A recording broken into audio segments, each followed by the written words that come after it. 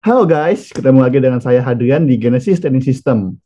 Kita masih di segmen bedah IPO nih yang masih antri di pasar. Nah, yang kita mau bedah hari ini adalah emiten namanya Dewi. Yuk kita simak seperti apa si Dewi ini gitu ya. Nah, yang menarik sebenarnya adalah background dari manajemennya. Nanti kita coba bedah ya. Nah, ini bedah IPO Dewi, nama PT adalah PT Dewi Sri Farmindo. Ya, bisa kita tebak ya, kayaknya nama ownernya Dewi gitu ya.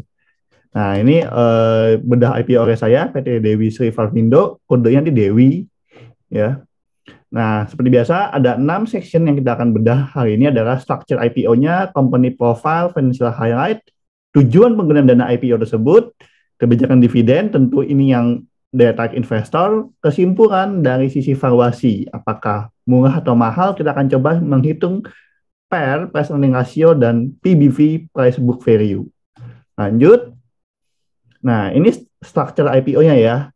Kode tikernya Dewi, 4 huruf, jumlah saham yang ditawarkan 700 juta lembar saham, atau 35% dari total modal yang ditempatkan dan disetor penuh dalam perseroan setelah IPO, dengan nilai nominal 50 perak. Harga saham penawarannya sangat terjangkau ya, 100 sampai 110 perak rupiah nih per lembar.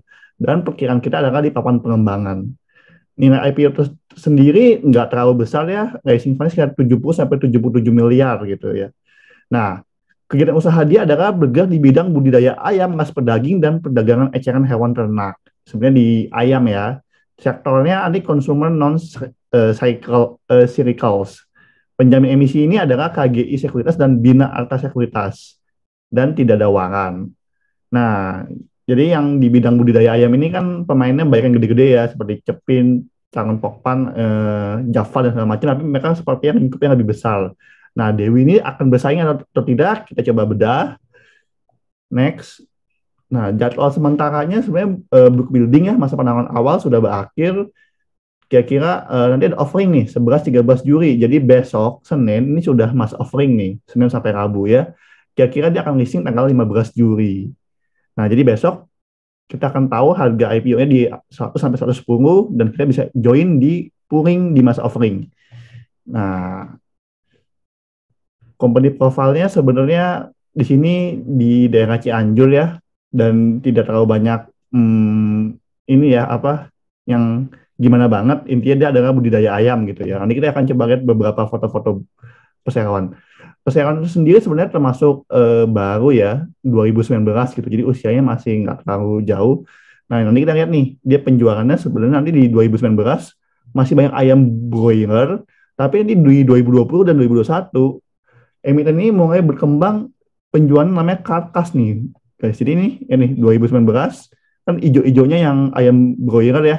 Nah, dia berkembang ke karkas nih, dan karkas ini menghasilkan penjualan yang luar biasa besar nih. Jadi nanti penjualannya, lihat deh, tingkatnya luar biasa nih. 2021 sampai 82 miliar loh total penjualannya. Dan itu didominasi oleh 60 miliarnya adalah karkas. Ya, karkas tuh ya sebenarnya bagian-bagian dari ayam juga. Ayam utuh, ya paha, dada, mungkin main di frozen food juga ya. Nah, ini foto-foto gudang beliau dengan ayam-ayamnya ya, yang sudah di apa ya, dipelihara dengan baik gitu ya. Nah, company profile di sisi manajemen seperti kita duga tadi, PT Dewi Sifamindo ini bosnya adalah Greta Dewi Harim yang merupakan warga negara Indonesia 57 tahun dan berpengalaman sepertinya sangat banyak ya di PLTU, PLTU, PLTU, tapi sudah 2013 sudah bermain di CV Dewi Farm, cuman baru jadi PT di 2019 gitu ya. Nah, ini yang saya mau lihat di sisi direksi nih. Direksi ini ada hubungan keluarga ya, merupakan anak-anak dari Ibu Dewi. Tapi kita lihat nih, dia ada pengalaman sebenarnya adalah merupakan pengelola atau sebenarnya family dari salah satu restoran Chinese food yang kita kenal di mall-mall nih. Dulu Nyunyan, sekarang ada Food Name, dia adalah satu grup. Dan dia juga ada bikin PT kopi dan segala macam. Jadi di food and beverage ya, background-nya si manajemen. Jadi ini merupakan keluarga Chinese food restoran ya yang terkenal. Nah, tapi walaupun yang di IPO kan adalah ternak budidaya ayamnya nih, gitu ya. Jadi udah pasti ayamnya dipakai untuk restoran ya, kayak seperti itu ya. Nah, ini struktur permodalan nanti masyarakat kira-kira sekitar 35% nih guys. Sini ya, 35% ya. Gitu. Nah, nanti untuk saham-saham yang lainnya yang termasuk di sini itu dikunci ya guys. Jadi ada POJK atau aturan dari bursa. Kalau saham-saham yang ada di situ nanti dikunci 8 bulan. Ya, jadi seperti PT Global Railroad dan manajemen direksi nanti nggak boleh jual sahamnya sebelum 8 bulan. Ya. Sisi financial highlight tadi kita bisa lihat di sisi 2019 ketika PT baru berdiri masih imut-imut ya, tapi sejak dia masuk ke bidang usaha karkas nggak hanya ayam broiler, penjualannya naik luar biasa sehingga asetnya pun juga naik luar biasa. Jadi positif banget untuk emiten ini walaupun baru 2019 tapi ternyata mampu membukukan penjualan yang luar biasa. Karena pengalamannya sebenarnya dari 2013 ya guys, walaupun PT-nya baru. Nah ini asetnya juga per 2022 31 Maret 33 miliar. Ya, hutang relatif kecil. Ekuitas 73 M, modal sahamnya 65 miliar, cukup bagus. Ya. Nah kalau kita lihat dari sisi penjualan tadi 2019 ke 2020 meningkat dari sisi karkas, 2020 juga karkas kan 60 miliar karkas sendiri. Dan laba per sahamnya jadi nanti sekitar 3,077 nih. Jadi kita akan hitung karya dari EPS ini. Cukup bagus ya pertumbuhannya ya, dari 261 juta doang 2019. 2021 udah mencetak profit 6,4 miliar guys. Jadi nah ini kalau kita lihat pertumbuhannya bagus dan perusahaannya punya momentum untuk berkembang ya. Dan dia IPO saya rasa merupakan salah satu jalan untuk ekspansi usaha. Dan dari sisi auditnya ya konsisten 4,93 kali. Nanti kita akan bedah ya. Sini. Sorry, tadi 3 ini itu dividen per saham. Laba per sahamnya 4,9 kali ya. Sesuai laporan audit dia ya di sini ya. Nah, oke, rasio keuangan bisa kita lihat pertumbuhannya hampir 500% dari sisi aset ya. ROA, ROE semua, interest cover ratio 7 kali semua bagus. Ya, current aset, current ratio ini sehat lah, perusahaannya sehat. Di sisi keuangan sehat. Tujuan penggunaan dananya juga kita bisa lihat jelas. 11% nanti untuk beli tanah yang disewa tersebut biar menjadi milik perseroan ya. Ini dengan rinciannya. Nanti juga ada untuk modal kerja ya, deoncik atau dan pembelian ayam karkas. Menarik sekali ya. Jadi ini memang untuk modal kerja dan investasi usaha tersebut.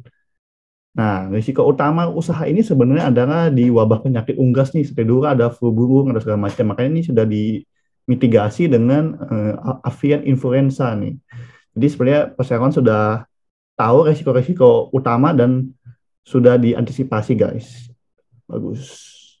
Nah, berikutnya risiko usaha ini adalah fluktuasi harga pakan dan deoncik.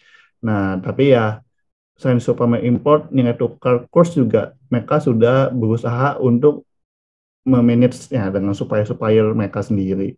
Jadi di segmen komersial nih memang ada pengaruh seperti jagung ya, ketersediaan bahan, supply and demand, harga komoditas internasional gitu ya. Nah, ini bisa efek kan. Tapi manajemennya dari 2013 sudah berkecimpung di dunia ini, saya rasa sudah tahu memitigasi atau hedging-hedgingnya gitu ya. Oke, untuk dividen sendiri dia akan mulai membagikan sebanyak 10%, nggak terlalu besar, dan tapi mulai tahun buku 2022 ini ya, mulai tahun buku 2022. Jadi kalau yang ikut IPO di tahun 2022 ini belum dapat dividen, nanti start 2022 baru nanti akan ada dividen dan itu pun katanya sebesar-besarnya hanya 10%. Jadi dividennya di sini tidak terlalu wow ya, tidak terlalu menarik, sedang-sedang aja, bagi sih bagi gitu. Tapi mulai tahun depan. Nah ini seperti saya bilang tadi, sini ada kuncian ya 8 bulan saham-saham ini tidak boleh dilepas ke publik dulu. Oke, lock up. Ada POJK-nya nomor 25 tahun 2017. Berlaku untuk semua saham IPO ya. Nah untuk kesimpulan, seperti tadi kita udah bedah, asumsi harga saham tertinggi Rp110 per lembar, maka PER ada di 22,29 kali harga saham bagi earning per shares. Ya, 22 kali. Apakah murah atau mahal? Kita dibandingkan dengan sisi sektoralnya ya, consumer non-cyclicals. Total ekuitas 8,8 miliar ya per 2021, nilai IPO 77 miliar, rising fund maksimum, maka book value adalah total tersebut dibagi equity sekitar 9,75 kali. Sektoralnya adalah consumer non-cyclicals ya, dengan PER 80 kali dan PBV 9 kali. Jadi dibandingkan hal tersebut relatif lebih murah. Book value ya mirip-mirip ya. Tapi di sisi PER lebih murah. Dibandingkan average industrinya 15 kali, memang lebih mahal dibanding IHSG. Tapi dibandingkan sektoralnya, karena sektoral consumer non-cyclical ini tinggi-tinggi ya PER-nya. Nah ini jadi dia termasuk murah dibanding sektoralnya. Kesimpulan terakhir, Dewi ini valuasi cukup oke, consumer non-cyclical, PER yang consumer tadi non-cyclical 80 kali, PBV 9,4 kali. Manajemen merupakan emiten keluarga ya, jadi diolah oleh anak-anaknya beserta Ibu Greta Dewi Halimnya. Mereka punya track record sebagai pemain food and beverage di restoran Chinese food yang sudah terkenal, kayak saya nggak tahu ya, dari saya kecil sih, jadi udah cukup jadul ya. Dan mereka juga sudah bermain ini dari 2013, jadi pengalamannya sudah oke. Dividen 10% dimulai tahun buku 2022, jadi tahun ini belum dapat, nanti mungkin 2023 akan dapat 10% dari profit yang 2022. Pertumbuhan perusahaan cukup baik ya, net profit 0,4 miliar itu luar biasa berkembang dari 2019 karena dia masuk dari penjualan karkas ayam. Nah, overall gimana? Menarik nggak? Dari sisi penjualan, perusahaan bertumbuh. Perusahaan nggak terlalu besar, tapi sedang bertumbuh yang ada momentumnya. Nah, Anda tertarik untuk membeli saham IPO Dewi? Gimana nih? Udah buka website IPO dan buka akun sekuritasnya belum gitu ya? Kalau yang belum buka akun, bisa lihat di deskripsi kita, ada link-link pembukaan akun sekuritas untuk Anda bisa masuk ke IPO dan ikut touring beli saham-saham IPO. Nah, kira itu bedah IPO saham Dewi. Sampai ketemu di video berikutnya. Dadah.